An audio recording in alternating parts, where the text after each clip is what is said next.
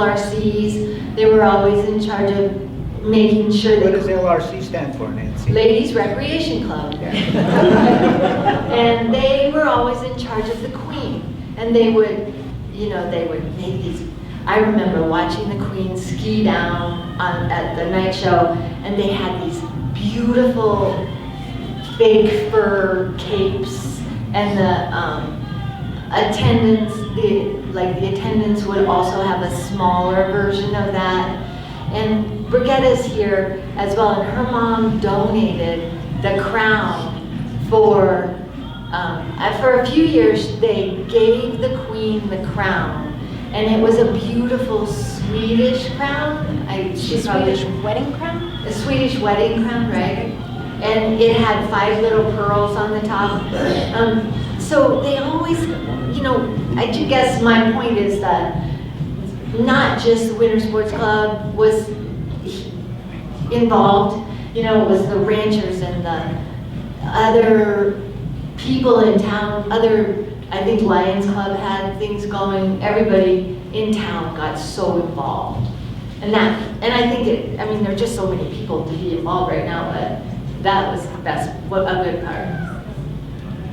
Well, one of my favorite memories is the snow sculpture. Of course, in those days, the street was a lot narrower than it is now. The snowbanks were about 8 feet tall. And every class in school had a spot for their sculpture. And so it was always coming up with they had a theme every now and then, but it get kind of carried away with some of the sculptures.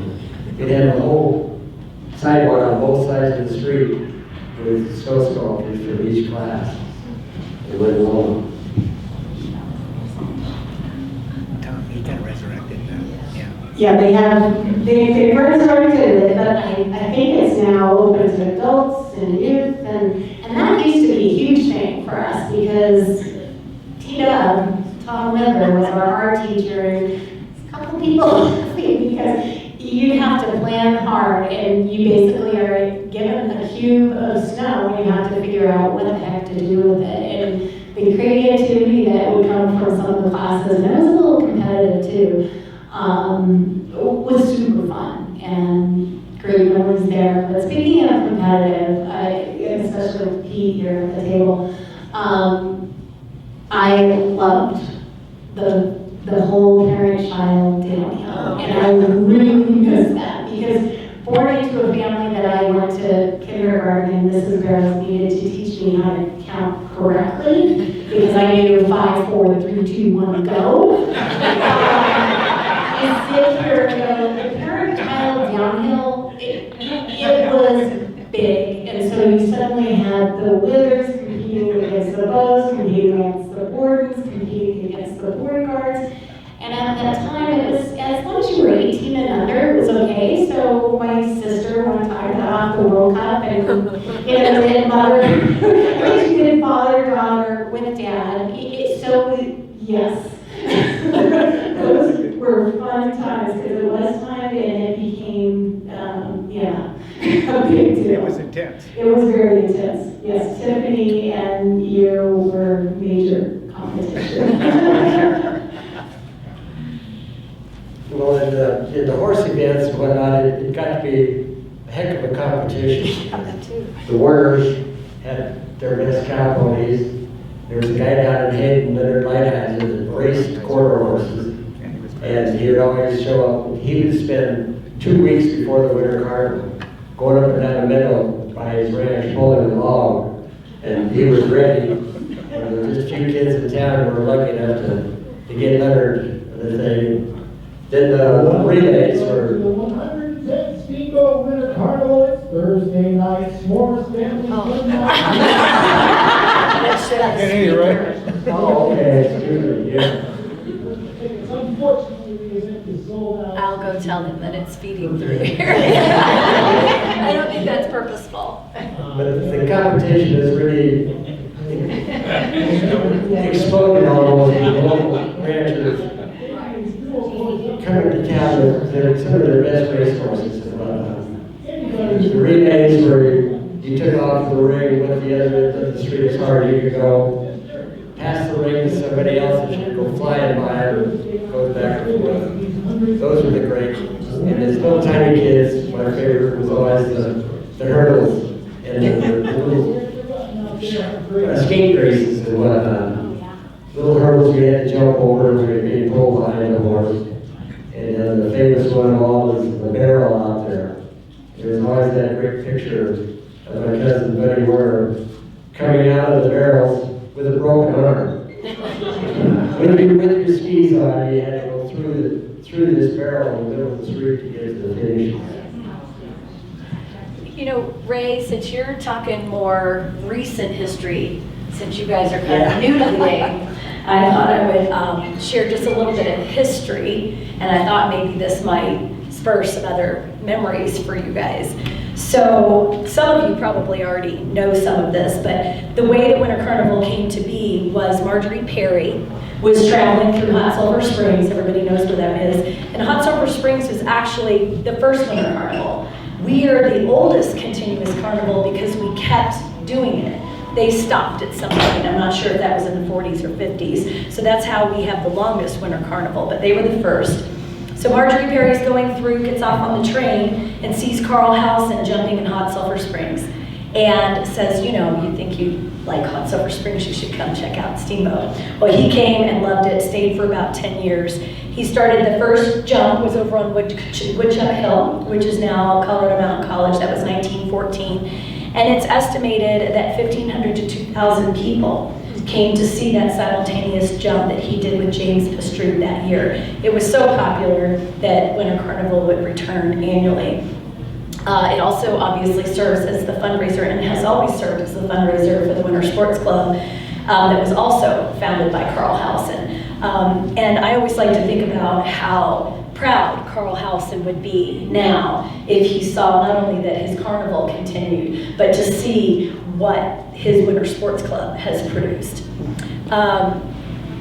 So over the years, there were different traditions, and you guys have touched on Ring and Spear and some things that started but didn't continue. In the past, the penalty for being spotted without a Winter Carnival button was to push a peanut down Lincoln Avenue with your nose. In 1977, 3 lighted men skied down Howson Hill in the night show. In 1920, 2 enterprising ranchers created hubmobiles, which were sleds mounted with 6-foot airplane propellers, and they raced them down Lincoln Avenue. And then in 1921, one of the prizes awarded to winning amateur ski jumpers was a 20-pound bucket of lard, and other practical prizes included a wheel of cheese. I know Vernon Summer always talked about that. We didn't have a lot of Airbnbs or hotels at that time, so bringing in 1,500 to 2,000 spectators was no easy feat, although we did have the railroad after 1909, and that's how you would get here. And so accommodating the surge of visitors was so difficult that in 1959, a newspaper article promised visitors they would have room to sleep in Steamboat schools, vacant storefronts, and the county's equipment storage shop. Fitzsimmons Hospital in Denver loaned 200 cots and 400 blankets to help fill the need. And so even though that's not our fancy Airbnbs, it was the way to come and see Carnival. And it was an affordable way to do that. And the Harbor Hotel was a huge contributor of giving housing to Winter Carnival spectators and fans. It was also very competitive. I know it's more for fun now, but the ski jumping and skiing competitions where competitors from all over the country were coming to compete. And it was the way that you were actually getting your name in ski jumping records. And then, in 2020, who can forget? Quote, the skies over Steamboat Springs, Colorado erupted in red as the world's largest firework launched Saturday night at the city's annual Winter Carnival. The firework shell weighed almost 2,800 pounds, about the weight of a Toyota Corolla, and was 62 inches, a little more than 5 feet in diameter, and this was reported in national news all over the country. So, there's a couple more memories to add to the bunch, and I'll give it back to you guys. It's kind of fun to think about those days. Steamboat obviously was a lot smaller, there was more families that knew each other and everything else. We had quite the influx of people we have nowadays. But think about the train with 13 cars of passengers coming up for $5. You get round trip tickets, come over to Steamboat Springs. I thought that was pretty neat. But I think we've got something that obviously everybody enjoys, and we're very fortunate to be able to live here. Yeah, and Candace mentioned Carl Helson, and his son Life was a friend of our family's. And he came to many of the winter carnivals when I was a kid, so I got to know him pretty well. And he was always thrilled about it and attended all the events and made sure that he was there for the jumping for sure. But another fun memory that I have is the flaming hoop of fire. And I'm sure both of you have probably seen that one time or another, but I've jumped it many times. And it's quite an experience because when you're coming down, when you're coming down the inrun, you know, the hoop's there and it's burning and it's real bright. And then when you go through it, your eyes are all big or small because of the brightness, and then all of a sudden you're in blackness. So you can't really see the landing or anything, so you just have to trust it that you're going to make it through that. And then there's another guy like 2 seconds behind you, so you don't dare fall because you're going to get run over. It's pretty crazy. I always thought the hardest part about jumping through the fire group was how slow the snow was at the fire. Like you go fast and then all of a sudden your skis would stick. Oh no! Right. When Ray was talking about the cowboy end or the ranch part, one thing that was super fun was the chariot races, having people go. They held it right over here where the ski racing was going on tonight, but the chariot races were really a special part because they came to town and brought their chariots, and I think there was a little bit of gambling and a little bit of drinking. A lot of fun. One of my favorites also during Winter Carnival, they always had big dances at Legionnaires Hall, which was a big log building right across from where Natural Grocers is now. And it had big name bands coming here, but you always left the night show smelling like you just been holding the torch all night long. Your pants usually had holes where in them. I never owned a pair of skis growing up that didn't have sulfur marks on the top of the skis. Well, I will say on the horse side of things, we have horses, and I'll tell you, this time of year, you wonder why, because it's all work. And I think that's the big part of Winter Carnival is there is so much snow this year that it reminds me of growing up, where this time of year, you want to go have some fun. So what a great way to have brought the ranching community and the ski community together. And as Ray said, we have some of the, especially in the 40s on through, the home of the quarter horse. Quarter horse was basically started in Heid, Colorado. So you're talking some of the fastest horses in the country that were bred for racing and for speed. So and they would show up, and Clarence Wheeler was one of my favorites. And that was a big deal of who had the fastest horses. Dorinda Waldeck, who was Dorinda Wheeler, or is now Dorinda Wheeler, was a horse gal that I grew up with and Mary as well. She still rides today and has been laying up her horses all week. Actually for the last couple of weeks, but it's a big deal to get them out there. Similar to what you were saying, Nancy, as far as participation, the one thing that always occurred to me is just the incredible volunteer ethic. And I think that is something that we have to find ways to carry forward as Steamboat grows. Growing up in this valley, it was whether you brought your time, your talent, or your treasure, everyone was honored for what they bring. And I'll tell you, everybody pitched in on Winter Carnival, and I just remember, I think it was early 70s, Dad was president of the club, and that was trying to figure out the buttons. And at that time, we even tried a square button, just because it would save money to do squares instead of circles. But that time and talent and treasure is something that we really have to ensure that to me is a heart and soul aspect of this town, of honoring that. You know, I brought That's what a it is. container with a lid on it because I was thinking I would spill all over myself. But little did Ray know sitting next to me. Be careful. It's not hot chocolate. So It's not hot chocolate. How am I going to explain this way? What did you wear? Put out the fire.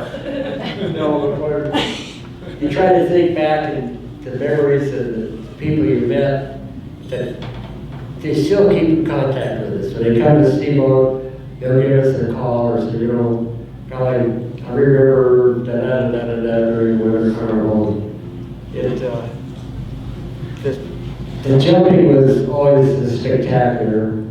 And one of my favorite ones was the flying wedge coming down the takeoff, or the landing in a big jumping hill. And one person, then two, then three, then four, then six.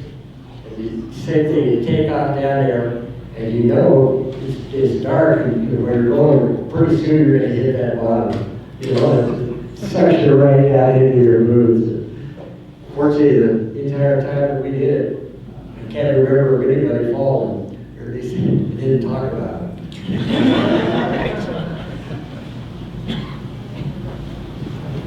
Tammy was talking about the volunteer part. Obviously, I think that the Winter Sports Club runs on volunteers, but I remember going to the community building, which is now, what is it? The place that blew up. Yeah. Yeah, and we would go and there was like this front room, and Nancy Gleason, like Candace said earlier, it used to be a big competition, like part of your competition to go to junior nationals, or, you know, sometimes people would show up who were on the national team to ski in some of the ski races as well as the jumping. But Nancy Gleason was always in charge of bibs. And there were bibs, there were hundreds and hundreds of bibs. And as Winter Sports Club kids, we were expected to show up and help hand out bibs. And we'd go there on, I guess it was Thursday night, because things started on Friday, and all the people would walk in getting to get their bibs, and Nancy Gleason, and I'm sure there were other ladies that were just as organized as she was, but she's the one I remember. She would have them all organized, a team would show up, you'd hand them a bag of bibs, and it was always right. But the coolest part was that I don't know if they allowed or expected, but as racers, we were expected to show up and help with a lot of the organizing activities. And I think that's a super important thing for kids to see how much work everybody else is doing, as well as do some of that work. No doubt about it, the volunteering, like everybody's been talking about, really is what makes this community work. And it's not just the Winter Sports Club, but it's all the different activities around Steamboat that really makes it a community.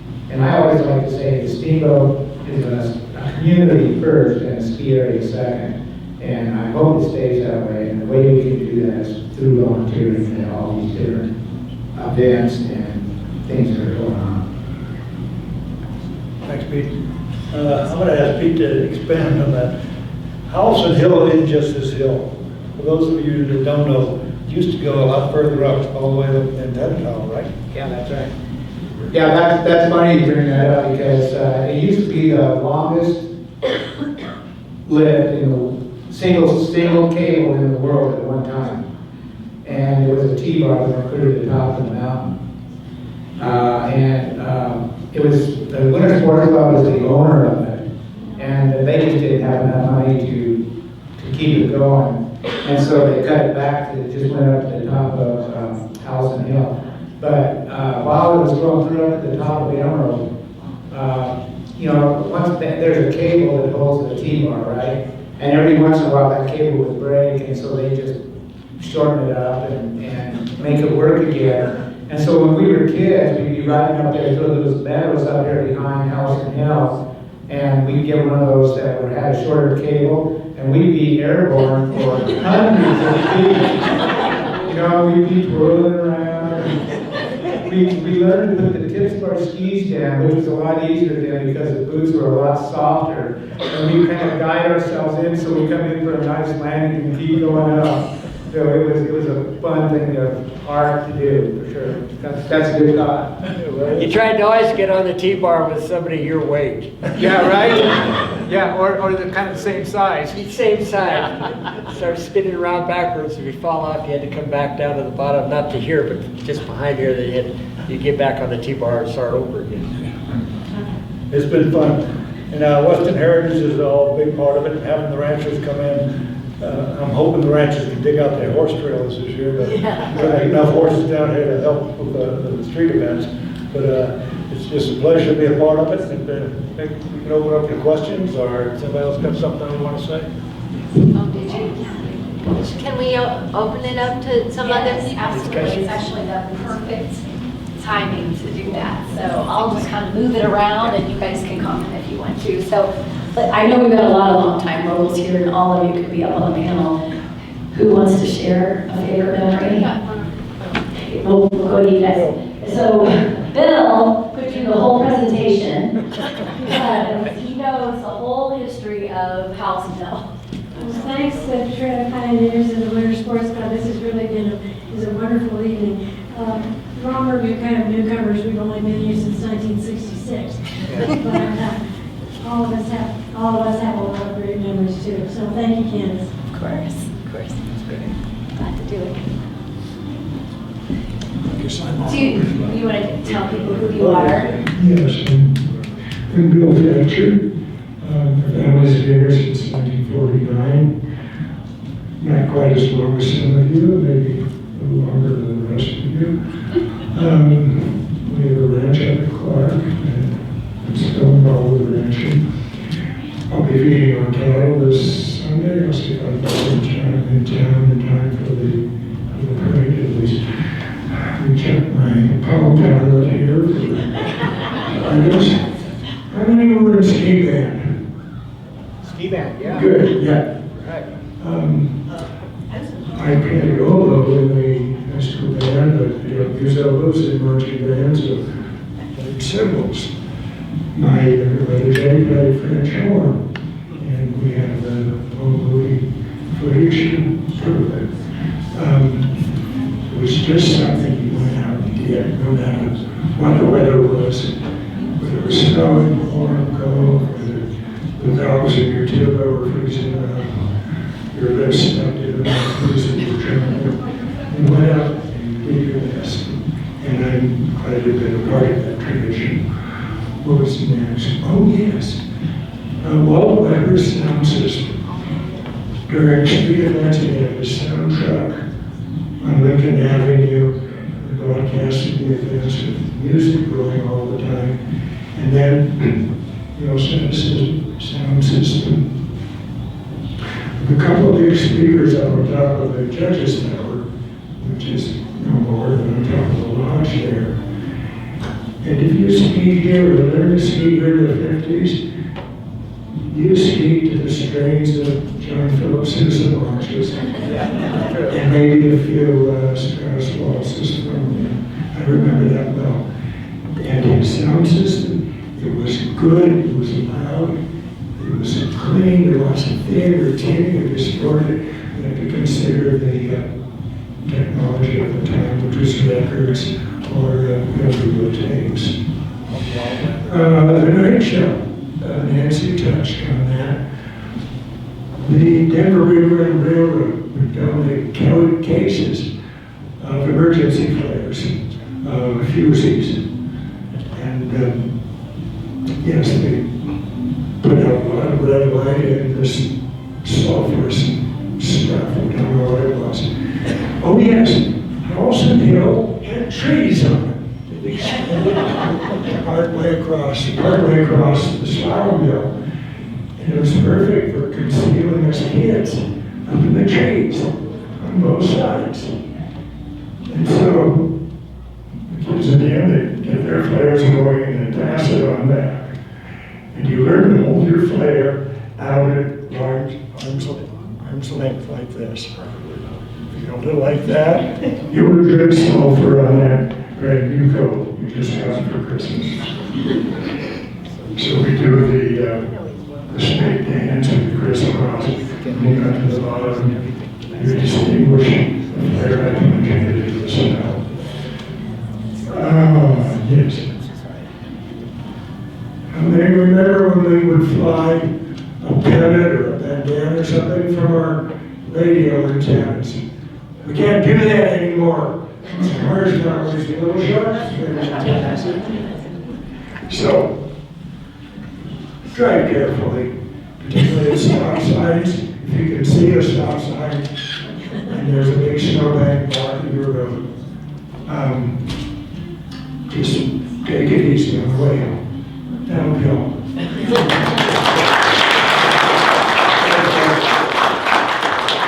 It's pretty amazing, 110 years we've been doing this. It's a great tradition, I hope we keep it up forever. Anybody else have any questions? Scott? We'll pass the baton. Well, my stories are more about the competitions that used to be here, and frankly, I didn't really know that much was going on on the other side of it. I grew up in Black Hills, South Dakota, and we come out here to compete, and I think the first year I came was 1954. In the 60s, we come down with as many as 30 to 35 cars for kids. As Nancy talked about, we stopped at the community center, and remember Harriet Cook was always in charge of our stuff, and she owned the Western Lodge. We stayed there, and it was wonderful for us at that time. I don't think we put a dime in cents to take care of it. It was a very nice place to live. Couple things I want to talk about. As a volunteer, stuff really struck to me is that, like my father-in-law, I remember in those days, of course, we didn't have mechanical equipment to pack the junk fields.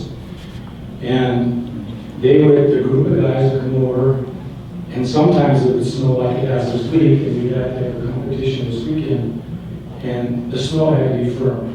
And they would spend all night boot packing the landing gear. Go up underneath the takeoff, join arms, walk down, stamp, all the way down, and someone come and pack behind them, they do it again. And sometimes, I'm serious, like 3 or 4 o'clock in the morning, so we could have a competition the next day. And those are the kind of things I remember were really, still with me kind of thing. The other thing I want to talk about that's kind of fun is on Sunday was the big event, of course, was the jump on the Grand Hill, which is a 90 meter.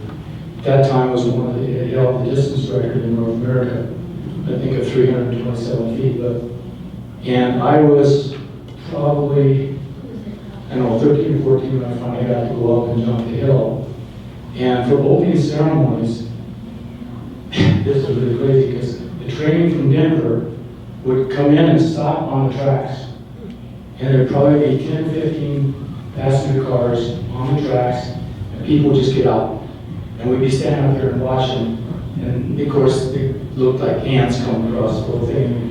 And surround the bottom of the hill, and then they would play John Phillips, who's a little talk about. And that still sticks, it's very emotional, and it's kind of cool. That happened. So the other reason we came down here as a group was I could ski in 5 different competition events that weekend. And that didn't happen anywhere else in the country. I could ski 2 jumping events, a cross country event, slalom and down, and go home on Sunday night. And that was a phenomenal amount of work by the community to make that happen. And it's tragic that's gone away now because for a lot of different reasons on both sides, it just doesn't work anymore.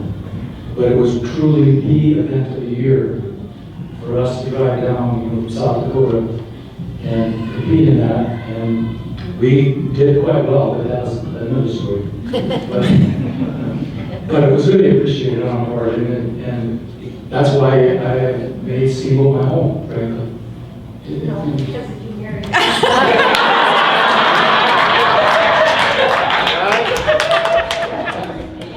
She's 30 third generation. So,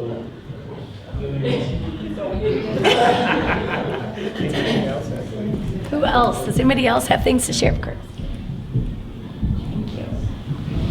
I want to thank you guys very much. You brought back so many wonderful childhood memories. I remember being in the senior division of the Little Toots the first year that we moved here back in 1966, because I was 4. And you were talking about the diamond hitch.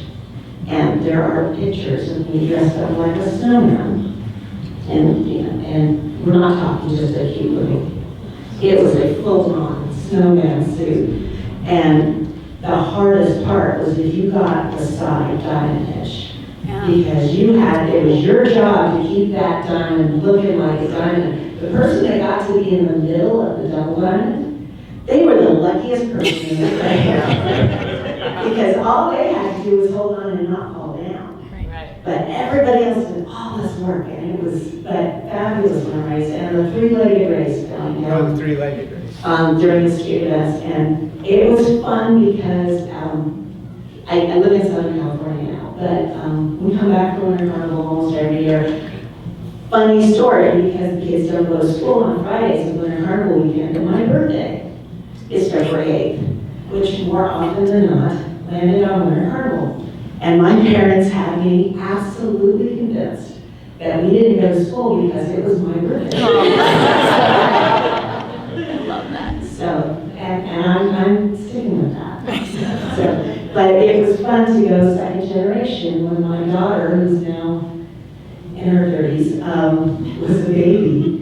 My husband was a very good sport and joined the, what was it called, Dogs and Dads race? Oh, yeah. Against all dogs. And he pulled that child on his hands and knees in a sled all the way down Main Street.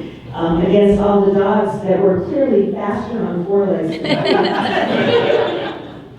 And we got to the end, and she was fast asleep by the time.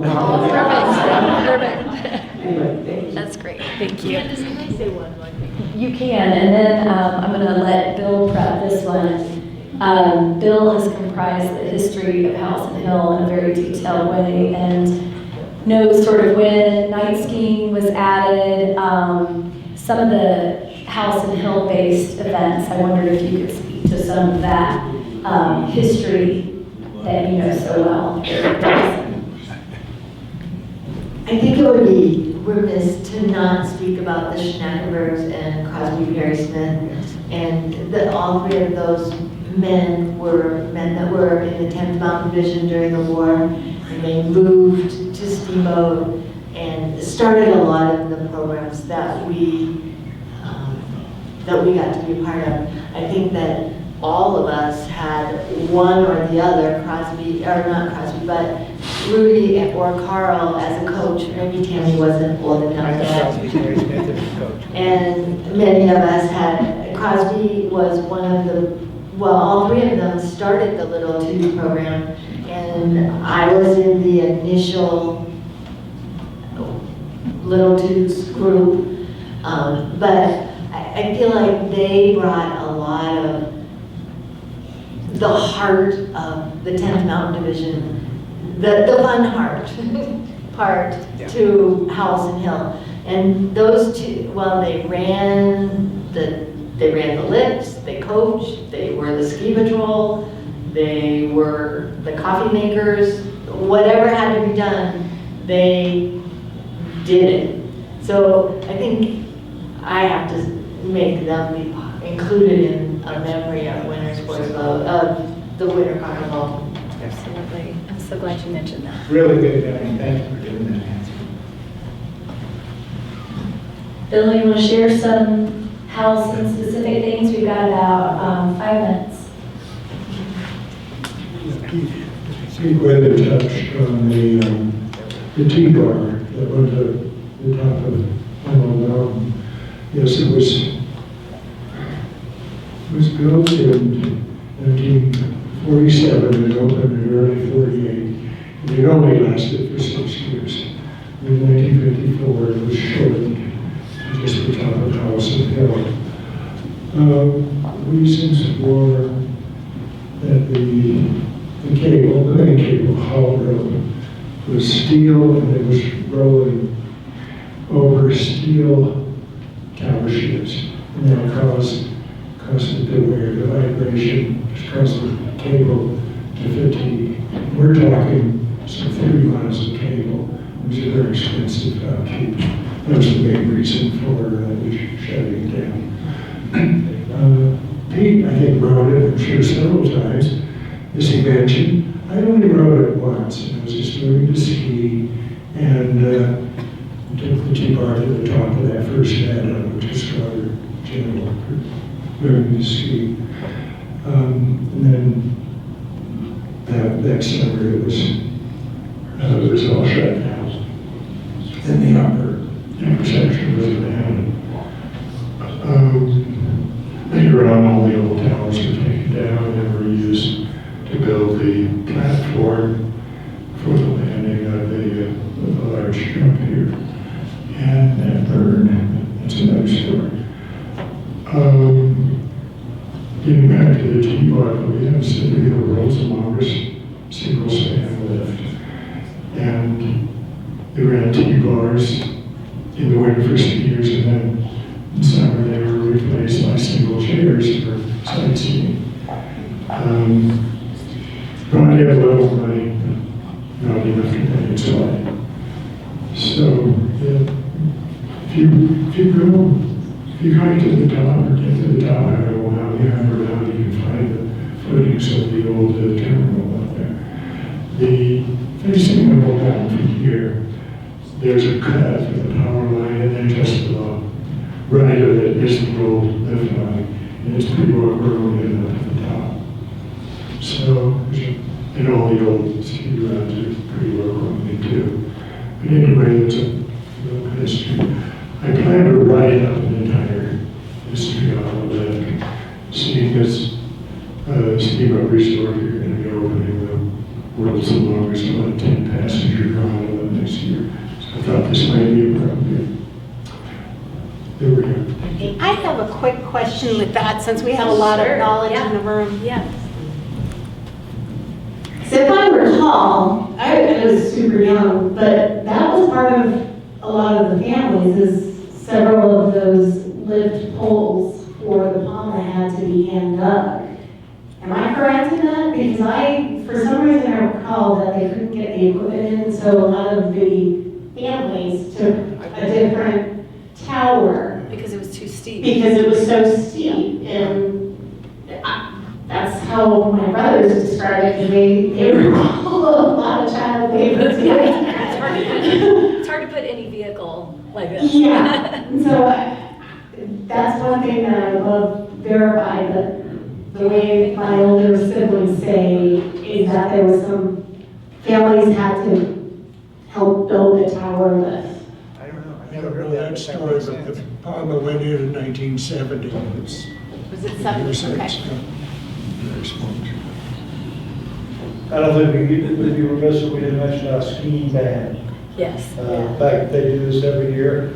We have glorified things by keeping the track low. We have, originally, a ski area would send down 4 or 5 cycles to groom the trail for them. Then they quit doing that, and the ski band said, I don't think we're gonna do this anymore. The kids having trouble getting stuck in the horse. Now, with one sports club help, we're able to groom the street well enough and keep that tradition going. Yeah, and I would venture to say, and I don't have statistics, but that it's probably the only ski band for some time, and then did become the only band to then put wheels on the bottom of the skis to be able to walk in the parade in Chicago. Club parade in Chicago. Right, the Chicago parade. Marcellus Merrill invented the skis with the wheels on them so that they could go and be in that parade. And so we got some national attention there with that. We are getting on 6:30 here, and I know there's lots going on here at House and Hill, and everybody's got to gear up for Winter Carnival. I want to thank you so much, everybody, for coming, for all of our panelists, for all of your support of the Winter Sports Club and the Pioneers Museum, and helping us keep history alive all throughout this Winter Carnival. Thank you so much.